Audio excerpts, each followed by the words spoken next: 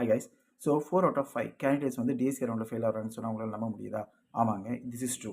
இது உங்களுக்கு நிறையவே தெரிஞ்சிருக்கிற வாய்ப்பு இருக்குது. பிகாஸ் நீங்களும் வந்து நிறைய இன்டர்வியூஸ் ஃபேஸ் பண்ணியிருப்பீங்க.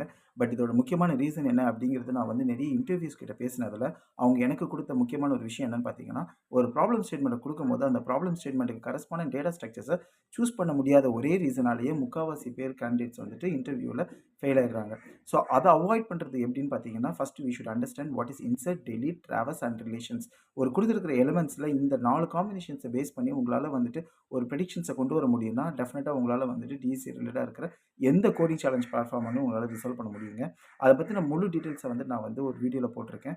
ஸோ என்னோட சேனலை வந்து சப்ஸ்கிரைப் பண்ணலாம், சப்ஸ்கிரைப் பண்ணிவிட்டு அதில் இருக்கிற அந்த வீடியோவை போய் பாருங்கள். 4 out of candidates why they are failing in the DSC round அப்படின்னு சொல்லிட்டு முக்கியமான கொஷின்ஸை எக்ஸாம்பிளை எடுத்து நான் வந்து வீடியோ மேக் பண்ணியிருக்கேன்.